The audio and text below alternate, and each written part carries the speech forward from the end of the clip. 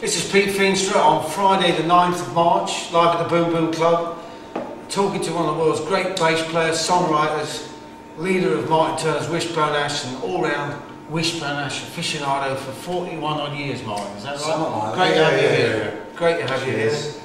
And of course you're doing the latest tour with the band, which is all to do with your forthcoming book. The No Easy Road. The No Easy Road tour. Book and tour. Book and tour. So a lot of people have asked me, how far are you actually into at the moment, the book? It's pretty much finished, yeah. Oh, right. Yeah. Just going through Gary and making sure that I haven't, what's the word, offended anyone's sensibilities too much. I'm sure you have. I'm sure being famous for my lack of tact. That's why you're in rock and roll, mate. That's why. Well, you know, if you're a rock and roll musician and you're going to write a book, then inevitably it's going to end up with a bunch of sex and drugs and rock and roll in it, isn't it? It's bound to. Can't beat it. So we're doing this for GetReadyToRock.com, which I forgot to say earlier on, sorry about that. How is this going to differ from the previous Wishbone book that Gary actually did earlier on, Gary Carter? Well, I think that was quite factual. That was an attempt to kind of chronologise the whole thing. Yeah. And obviously that was Gary, who is a bit of an expert on Wishbone Ash. I mean, I often find myself ringing him up when I'm doing a live album and saying, Gary, now tell me, when we played at so and such, was that used for a live recording? Yes. You know, so you can't use that again. Ah, all right. Yeah, fine. Thanks. You know. And there's quite a few Garys out there, but he's the one. Oh yeah. I mean, his knowledge is amazing. So does the book kind of take you from when you first met? So obviously, yeah, this is far more about, you know, me growing up, my life, then the empty vessels that I was in the 60s, and then on to Wishbone. Yeah. In the various stages of. And still doing it now. In the States, back from the States, Japan. Yeah. All over. How long did it take to write? I would say a couple of years. Yeah? Yeah, I mean, obviously, we haven't been doing it like flat out all the time. You know? When we've got the opportunity to chat on the phone, or I mean, at one stage we developed a wacky system whereby he'd be asking me questions down the phone. This is Gary now? Yeah, I'd be speaking back to him, but also recording it on a microphone, chuck it in the computer, upload it, send it straight to him. Great idea, yeah. So yeah, obviously you need to go through all that, because the way you speak isn't the way you transcribe the whole thing, yeah. So did you find by doing it that way that you came across a whole bunch of stories and memories that were previously lost? Yes and no. I mean, in places my memory was very clear, and I could almost smell it and touch it and taste it. I mean, in other places, like you'd ask me about some specific gig or tour or whatever, and I'm like, sorry Gary, I can't remember any of that, you know. Did you find yourself going to any former band members for links and memories and stuff like that? Yeah, I mean, Gary's spoken to. It was a kind of compliment, he spoke to one of our managers from the 60s. He asked Steve for some comments, but Steve declined. Right. Yeah. Okay. I think Wishbone Ash is a bit of a fraught sore point for Steve, bless him. Yeah. But still, you're out there doing it, and it's fantastic. And of course, in doing so, you've re-recorded some of your previous heights, as it were. Obviously, Argus is the one that. That was a bit of a wacky one, yeah. What happened was the original band had never actually performed the whole of the Argus album on stage in its entirety. Yeah. We'd done most of it, but not all of it. Yeah. So that was something that I'd always wanted to do. So I suggested it to the band, my manager Martin Darville. Yeah, great, let's go for it. But first of all, we need to have a little rehearsal up at his place to make sure we could actually perform it all. I mean, in the olden days, there were certain restrictions that you can get over now with today's technology. I was going to ask you about that. Yeah, a couple of little things, but because my guitar players are up north and I'm down south, That's Ray Hatfield and Danny Wilson. Ray Hatfield, Danny Wilson. They're up north. I'm down south. So's Dave Wagg. Martin, my manager, was right in the middle. Yeah. So we decided to do it there, rehearse, and just see how it panned out. Yeah. So anyway, the week before we were due to go up there, it's all arranged, and he calls me and says, "Now listen, Martin, you know, since you're coming up to my place and we're going to be doing this, you know, in a recording studio, we might as well record it." Yeah. Well, what the bloody hell do you want to do that for? He said, "Well, you never know, if it turns out good, we can put it out." You know, like, okay, here we go. So I said to the band, "Listen, we're going to record this, by the way." And they're like, "For what? You know, you can't. For what? You know, you can't record it." So at that point, you hadn't really considered putting it. Not really, no. And I said to them, "Well, yeah, we can record it again, and we can put it out." They said, "No, but you can't do that. It's a classic album." Yeah. Said, well, I recorded it the first time round, so in them days, what was that? 71, 72, 16 track. Yeah. You know, effects in the studio was like plate reverb, that shit a lot. Yeah. With today's technology, it could be even better. Yeah. And it has been. It took me a minute to convince them. I mean, obviously, when people are so used to hearing it, it's a difficult thing to do, because if you make it too much the same, you know, everyone's like, "Well, what was the point in that?" If you make it too different, then it's not the album. So it had more of an organic feel about it, coming back to it. Yeah, and certainly playing it live. It's a tricky thing to do, I would say. And how was it playing it live? Because you did a whole year's tour behind that, of course. Brilliant, yeah, I think. And all right, and thinking about the current band with Ray and Danny, how did that all come about? Because they certainly fit the bill.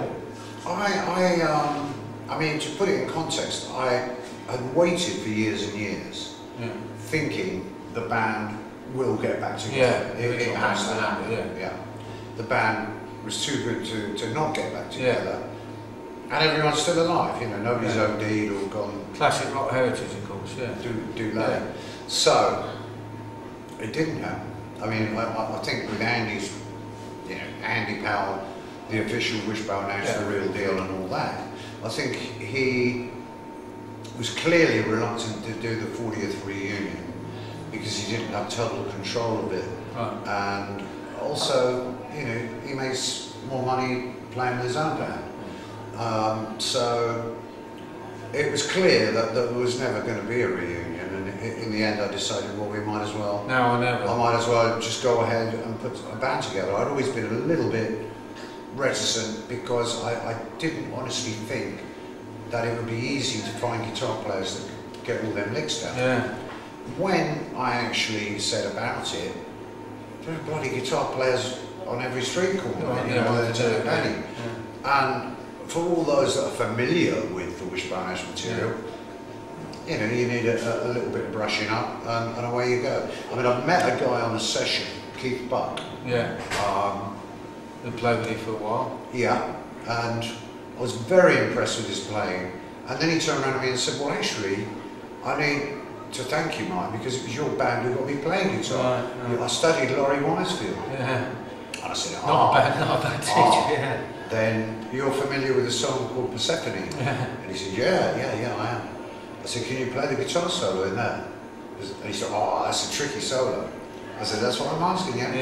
So he said, "Yeah, I can play, as a matter of fact." So I said, "Right, we need to get together." So we did. Before we got together, he's calling me up, telling me he's got a drummer and he's got another guitar player. Whoa, Keith, go gently, mate. I'm very fussy about drummers.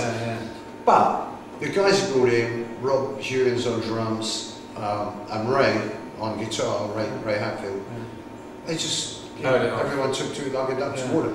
The first time we ever got together, we counted 1, 2, 3, 4 and went into it. And we were falling around laughing because it sounded so much like the original band, they couldn't And the vibe was the same. Yeah, they couldn't believe it, and neither could I. Right. Yeah. So, having gone through all that process, then you kind of re-energised yourself, I guess. Well, I have to be honest and say there are a couple of, sticky aspects to it, like some of the songs that you wrote when you were in your 20s. Before your testicles had completely got down to where they belong. challenging, shall we say, to sing when you're in your 50s or whatever. Night after night as well. Yeah. So my manager says to me, you should do what John Wayne does. I'm like, what's that? Just tune your guitar to E flat instead of E. I'm like, really? I haven't heard that one. But I knew Hendrix used to do that. I said, I wouldn't have thought that would make much difference. He said, well, suck it and see. Yeah. So I did. And all of a sudden, it makes a huge difference. Well, it's one of these things, if you don't go for it now, especially, you probably never will. Well, thankfully you have, so... I've spent a lot of my life really trying to kind of avoid being in the music business, but I mean, it's always been my fate. And when I'm doing it, I realise that I am a natural, you know, I'm a gypsy, I cope with being on the road, in fact I thrive on the road. So, you know, you can't run away from it really. I mean, I've done other things, studio and bringing up a bunch of kids. You know, because I've got a few. More kids than a goat farm, Pete. But it's a very good system, isn't it, really? When you've made enough children, they keep you so frigging busy that you ain't got time to make any more. And then you go back to playing bass and touring again. It's great. Anyway, so just to update everybody out there, what's the current album that you got out at the moment with the current band, I should say? I don't think we do. Right. That's simple, isn't it? Well, I think Argus Through the Looking Glass was the last one. We're due this year to start recording an acoustic album for a tour later this year, and also a new album. We have actually started that. Right. But I wasn't happy with the, what's the word, the way we went about it. Right. Being a fussy bastard. I've moved my studio up to my manager's place so we can record on my preferred system. Right, okay. Because it will sound good. And the material, is that new? Is it going to take you in a different direction, or is it going to revisit what you've done before, or is it going to be a bit of both? It'll be what it'll be. It's very hard for me to review it, especially before it's been recorded. I mean, I write songs, like when I did my solo album, for instance. I mean, some people say, well, it's totally different than Wishbone Ash, but to me it's not. What was that called again? Walking the Raper Band. But how can I forget that? Yeah, it's the same melodic content. The minute you introduce synthesizers, then you kind of maybe offending the sensibilities of guitarist purists. And what about subject matter? Because back then, when you wrote all those songs in the early 70s, of course, you were growing up, you're in your 20s, you've got new experiences in life. Now, like a whole generation of musicians who've gone through that, do you find it difficult to come up with subject matter that's... I can't really write to order. I have this strange way of kind of tuning in to the cosmos, and ideas come into me and through me, and sometimes I don't even realise what I've written. But I mean, on the Argus album, for instance, you know, the themes there are things that I've been thinking about since I was very young, and they're big themes. You know, I doubt that it's, you know, however much managers and accountants and record companies want Argus 2. It's not going to happen. I think they're unlikely to get it, to be honest. Well, we look forward to the book, Martin, which should be a real good read. Plenty of anecdotes, I guess, and stuff like that. Hopefully, the full spectrum of your life, really, up to this point. I mean, I'm pretty open, so it's not difficult to, you know, get down to the nitty gritty with me, really. And who's publishing it? Do we know that? I haven't got a clue. Right. You know, Gary's taking care of that. But we can look for that on your website, I guess. Which is sure. What's the website? wishboneash.co.uk. So you can check that out. Okay, we're gonna have a great night tonight at the Boom Boom Club. It's been an absolute pleasure. Yeah. It's been Pete Feenstra talking to Mark. We're going to be rocking. On behalf of GetReadyToRock.com. We're not actually sponsored by J2O, I just like it. Thank you very much. Big hand to Alan Kim on the camera. Product placement. Good afternoon. I drink it because I love it. It lubricates the throat, mate.